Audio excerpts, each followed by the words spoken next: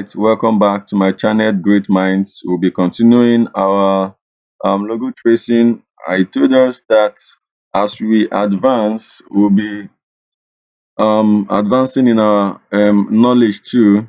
So I try taking this step by step. If you have been following me right from the very day I started this online graphics tutorial class, you discover that I try to explain every bit of what you need to know as a learner, and I will maintain my stand by doing it so that we'll carry everybody along. Please, if you are new to my channel, subscribe, like, and turn on the notification bell for subsequent video. Of course, we'll be getting more of my videos, and please do well to share it with friends and well wishers. Now, today we'll be doing this very logo, and I would like us to pay attention to actually get new things that we've not known before. Okay, all right. Now, last class we did difference between bitmap embossed and shadow embossed. And if I may ask us, which kind of embossed do you think this is? Of course, we know very well that this very embossed is that of shadow embossed because it has to do with, is not bitmapped. Okay, if it is bitmapped, you see something as if there is light shining in each of these very um effects you're seeing here. So very quick one, I can use my bezier to actually get this.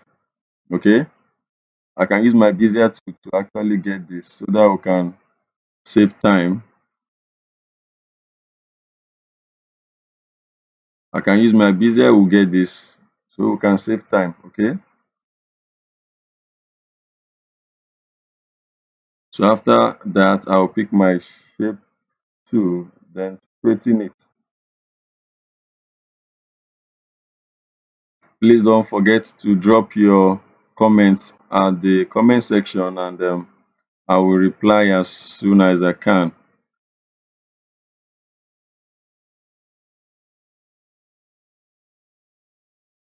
Okay, so I think I've gotten this. We may not trace this, okay, because if you are to trace this, we will waste a whole lot of time. So I can just write my RTB. This is just font. This is just font. Let's try Times New Roman and see if Times New Roman is the font. I think I have this. Let's see if it is Times New Roman. Let me increase and see. Okay, seems this font is Times New Roman. So what I need to do is to set it there and I increase. Okay, so what is happening here? I don't just want us to dwell more on this. Can we try other fonts? I think this looks Times New Roman, and let's increase.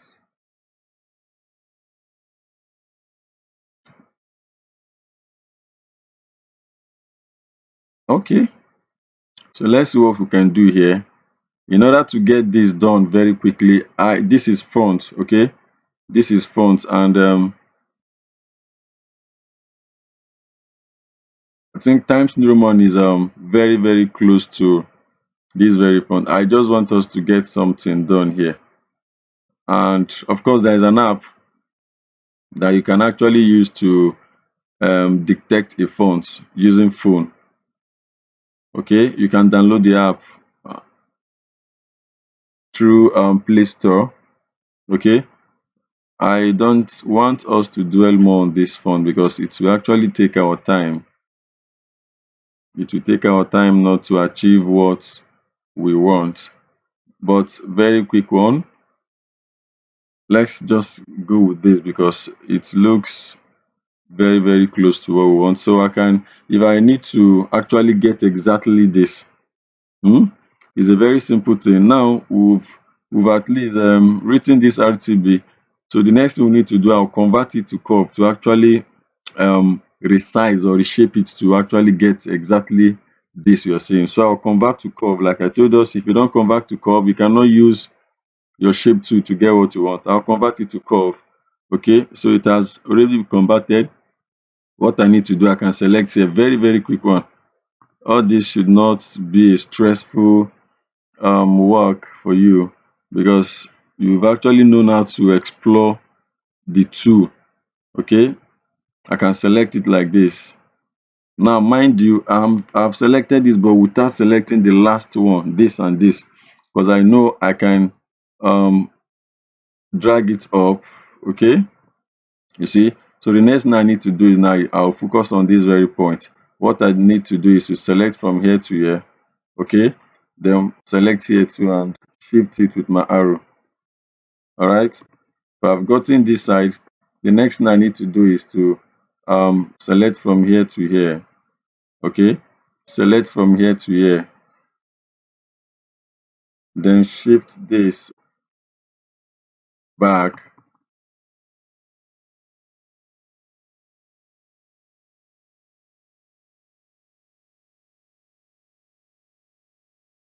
Okay, let's just do what we need to do to get this done. Because of time, I will just be a little bit faster. Of course, if this is giving me issue, I'll just select all and press delete. Of course, I can now drag it down. One interesting aspect of this corridor is that it will give you a different function to actually get what you really want. Purposely, I don't want us to begin to search for the font. Okay, so we have issue here. I think we've gotten this, and the next thing we need to do, I will reduce this here and make sure I straighten this here. So what I'm doing here is what we'll do for the rest, just to save our time. So it shouldn't be a stressful thing to you. I can increase this. Now be watching where this thing is cut. Okay, be watching where you should curve. Now this curve stopped here, and you right click here and you curve. Okay, now set my anchor points here and here. So same thing happens, so that here will be curved. See what we have here. So same thing happen here, because this is not balanced well. Now we've gotten that of R. Okay, like I told us, this is font, but I don't want us to begin to waste more time in getting this font. Of course, what I'm doing, I can as well start it from beginning to trace this font from beginning to end. So I can select here, because once I select the rest, it will affect that of R. So I'll select where it will not touch the R. The remaining one, I'll hold my shift and multi-select. Remember, shift is used for multi-select. For multi-selection, so I'll drag it. So what I need to do, I'll select from here to here, drag it down. Okay. Of course, this one has reached where it's supposed to be. What I need to do is I'll select from here to here, select from here to here, and you just try to explore your knowledge in the tools you've learned. Okay, I don't just want us to begin to search for the font, because the time may not be there. We are trying to achieve something. Okay, so same thing happens there. The reason why I'm doing this is one may want to trace a logo. Okay, not that I'm supposed to just get this actual font from my laptop even before treating this class for today, but I'm doing this for people that may be stuck. Okay, people that may be stuck in design, that they will end up telling you, but I searched for this font and the font is not there, so how then do I get it? So you can as well do something like this, where I purposely allowed this to be, so that we can actually know what to do in time like this. Okay, you see what I'm doing here? So it's a very, very simple something. And please just to remind us that there are normal font that comes with system. Okay, there are normal font that comes with system, and we have graphics font, and that is the reason why you can as well download more fonts through Google, right? If you need more fonts, you can just go to Google and you get exceptional fonts for graphic design. And after downloading it, the next thing you need to do is just to install it. So the question is, how do you install a font? Once you download something, you see it in your download folder. Okay, download folder. You can find it in computer, my computer, or you through your document. You can still see it by the top left hand side of your system, your computer system. So what you just need to do, locate the um, font. And most of the times the font comes in zip file. So you locate the font, explore it, open it, and maybe try pasting it anywhere you can see the font easily. So what you need to do is very simple. Right click on select highlight the font itself, and right click on it, and you see where they say install font, and there you've installed the font. So that is how I was able to install more than 6,000 fonts on my system. And as time goes on, I keep advancing like that, like that, like that. Okay, please, if you are new to this channel, subscribe, like, and turn on the notification bell for our updates. Okay, so I'm just doing this like I told us before, not that I don't know this font.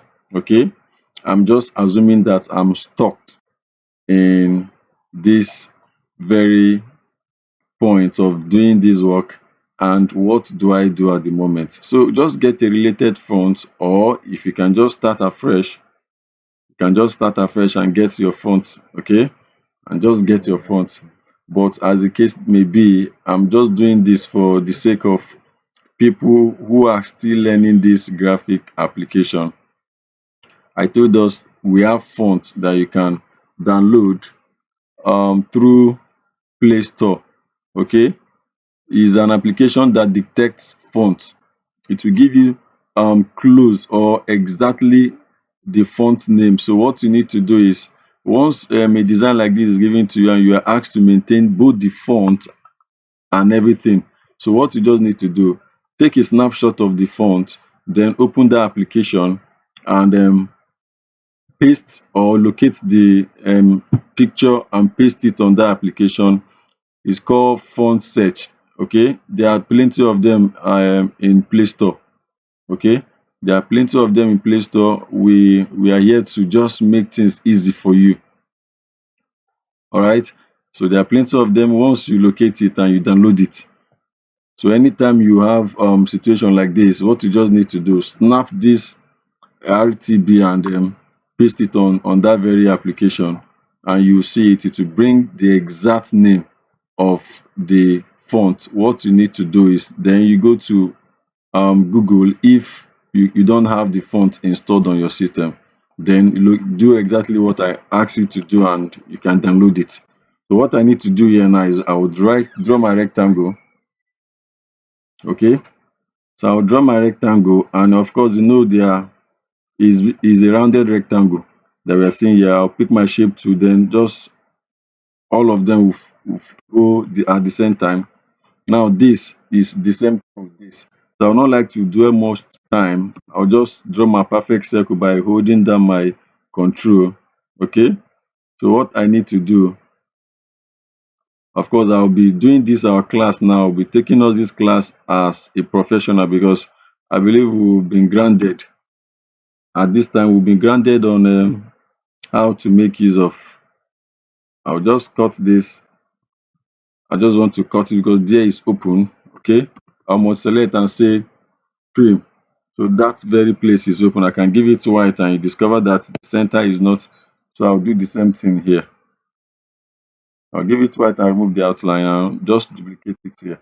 But in this situation, this one turned the other way. Okay, of course, I turned it from this mirror vertical and co. So I can now write my construction.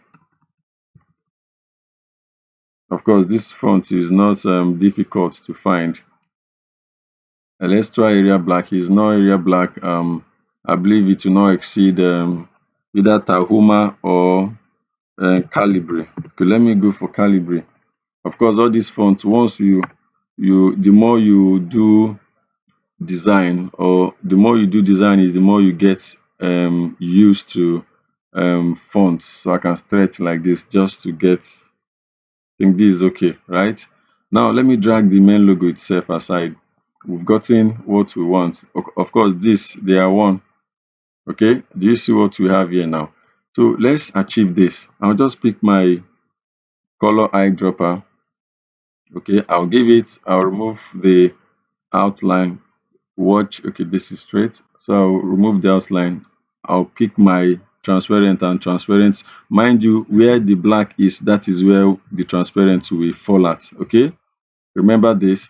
And this construction has something next inside. We are advancing, and I want to be taking us more. I want us to be seeing more of what we are doing as design. Of course, we are advancing and we'll be taking it gradually, gradually, gradually, gradually until we become an expert, just the way I promised us at the very beginning. So I can just do something like this. Of course, this is white. Don't mind what you're saying. So I need to place something. There is something rounding this. I can give this color. Now we have other shaded ash color inside. So I'll go to my more colors. Okay. All right. Let's shift this and see what is happening here. I'll click on two colors. That is the fountain fill color. Now I can give this color and give this same color black. I can give it black, right? And still give this color black. Now we are now advancing in our class. Okay, so I'll set my anchor point here, set another anchor point here, set another anchor point here. So this now will now be the shade of ash close to black, and this will now still be the shade of black again, still close to ash. Okay, something like this. Then this one will now, I will set another anchor point here, set another anchor point here, but this center one now is where I can still give it another shade of ash. This time around, this one may be lighter. No, it's too much. Now what I need to do, is standing straight, so I can bend it. Of course, you can bend this like this. Okay, now are we having similar thing here? The answer is yes. But what happens here now is I will still need to dim this. Let's assume I give this dim color. I just want you to know that I think this is okay by me. Okay, so you discover that it's not just either complete black or either complete ash. We mix, the colors are mixed. But have it in mind that both the construction and the RTB, they are embossed. So the question I need to ask us, which emboss do you think this is? This is shadow emboss and not bitmap emboss. What I need to do first is I'll give my normal shadow, because the shadow has black. I'll use this small glow. Okay, change it to black first. Before you can apply that of the inside shadow, do this. That is, do the outside one so that it will not distract that of your inside. But have it in mind that once you apply an effect, I told us this is an interactive class. All this has to do with effect one way or the other. So once you apply the effect, what you need to do, because anywhere you drag it to, the effect follows it. But I need to separate the effect from the text so that I can apply that of the shadow emboss by pressing Ctrl K, or by going through bitmap object, sorry, then you break apart. Okay, once I do that, I'll still go back to the shadow to now make it to be embossed. I will now use this my inner edge. Now you discover that it's too much, so I can just adjust it. I can adjust it, then reduce the depth. I can increase it more. Of course, you see it as if it's swollen. From the O, you see it very well. So that is what we have here. Okay, now I'm done with this construction. Same thing happens to this RBT, but the RBT has different colors.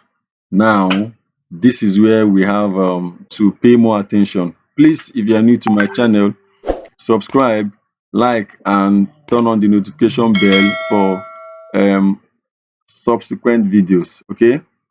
Now, this is where I want us to pay more attention on, because we have more to achieve here. Okay. Now, basically, we have almost three color.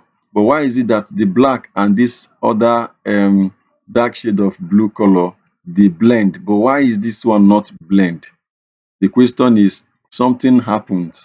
Something really happened here. And that is what I really want us to pay more attention on. What I need to do is I'll go to my more color through my status bar. Okay, I can just go to two colors. Okay, now what I need to do, don't mind this very color you're seeing here. This one that is sharp, don't mind. We need to do something there. Something need to be done here. Okay, so but I'll just focus on my black. All right, I'll focus on the black. Then, of course, give this color, right? Now, this is it. I can turn it, but of course, the black, I can turn the black to come to the bottom side. Now, I can double click from here, darken, that is, make the blue, dark blue, to be more visible than that of black. Do we have something like that here? The answer is yes. So what next I need to do is to click on my OK button. Okay, so don't mind what is happening. What I need to do now is to draw a rectangle. Fine and good. Then I can color it here from here, no problem. If you want to color, no problem. I'll remove the outline. What I need to do is I want to place this rectangle inside this RTB. Of course, you can right click, press down your right click, drag it, and point it inside. Once you point it inside, something like this appears, then leave it. You see where we have power clip inside. You can power clip inside like this, or you can come through your objects, right, and still do your power clip. Look at power clip here. You click on place inside frame. Once you point any of this, just click on it and it will place inside. So which one do you prefer? I told us I prefer using shortcuts. All right, so I'll just right click and drag inside and click on place inside container. Then I'll follow what we are seeing here. Now to edit it, you see automatically the tool for it will come out. It comes out just the way the property bar is. So I'll just right click, edit power clip. You see that something like pen here. So maybe I may not need to right click. I'll just click on it since it's here, edit. So I'll follow what is here. So what I need to do is just as if the something is I'll just convert to curve, right click on it and to curve. So just curve it. The down part is more than the up part. So what I need to do is I can stretch this one down. I'm just watching what is. I can just stretch this one down, right? Something like this. Mind you, this is the R. Of course, the where the something covers is like bigger than the space between here and here. You discover that here have more space where this covers. The idea is just something like this. So what I need to do is to do what? Is to click on finish, or I will hold my control and click outside. Are we having something unique here? The answer is yes. Very quick one. What next do we need to do is just to, of course, I told us right from the beginning that this is what? This is shadow emboss and not bitmap emboss. So this one now has normal shadow apart from the effect on it. So what I did while we are still doing this construction is what I will do. I'll first of all apply the shadow. Okay, give it my small glow. Maybe maintain. I'll make it not to be that sharp. I can give it 5. Okay, I can give it 5. Turn it to black. Okay, I can reduce the opacity. Opacity is how sharp you want the shadow to be. Then I'll break apart by pressing down my control key button. I'll go to objects and click on break shadow apart. Then I can click on the shadow effect. Of course, I've separated it with the main. So you see it, the shadow is now down. Like, so what I need to do is to click on the RTB, then go back to the shadow and apply that my inner edge shadow. So you see it, but mine is too much. So I can just reduce the I can now reduce it. If it's too much, I can reduce it, then reduce the opacity. Okay, I'll reduce the opacity, right? So we are having something unique here, like this. So you see that is embossed, right? So you can see what we've done here is actually embossed. These black edges you're seeing actually was not like that, is because they've actually exported this logo, and that is why you're seeing it like that. Okay, so automatically this is how it's supposed to be. Now, one advantage of this is that you can as well duplicate this. Don't mind. Once you duplicate, you discover that the effect of the shadow emboss in this the previous one will disappear. Yes, that is by default. That is like that. Even this construction, if I duplicate and give it a different color entirely, you discover that the effect, the shadow emboss effect, has disappeared. So let's try this. Let's try. Okay, now watch what happens. I was telling us at the last class that you need to bitmap before this effect will work fully for you. I believe the last class we are not getting it clear because we are making use of rect and shape. I know shape is already bitmapped automatic, is already converted automatically. Now watch what happens if I have not bitmap yet, but I want to make use of this my effect. Now try using this my emboss effect. Do you see it fainted? The answer is yes, simply because you've not unlocked it. It's just as if you want to use this shape to achieve this R. If you just pick your shape to, this is the highest it will give you. But if you really want the full function of it, either you go through your property bar by clicking on convert to curve, or you press your Ctrl Q shortcut, then pick your shape tool. You can now begin to drop your anchor point where you want to drop it. So same thing happens here. I will click on my bitmap and click on convert to bitmap first, right? Then before I can now, of course, now watch what happens. Thank God it happens like this. Once I click on bitmap and click on convert to bitmap, watch the color mode you are saying is RGB. But the question now is, the color I gave it, was it on RGB or was it on CMYK? Now the answer is, let's confirm. Once I double click on it and go to this color and try to explore it, you see that it's on CMYK, and that is the reason why when I convert to bitmap, I'm supposed to change the color mode to CMYK before clicking on OK. The color maintains. But if you leave it on RGB, you discover that it will give you different color entirely. So very quick one, I will maintain the CMYK, and what I need to do is go back to that place. Let's see what we have here. Let me duplicate it because we'll be using it again. So what I just need to do, I'll click on emboss. So this is emboss. Watch what emboss will give you. This is the list or the highest the emboss can give you, right? So that is for emboss. So the next one we need to do is that of texture. This is what texture will give you. Now watch it. I can actually maintain. I can just that the disadvantage of this plastic is that the color you have in mind before may change totally, because you've actually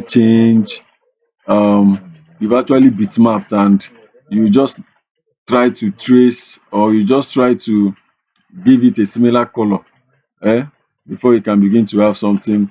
But if it is the embossment, you see it, or becoming plastic, you see it. So this is what I try explaining to us before now, knowing difference between the shadow embossed and the plastic embossed.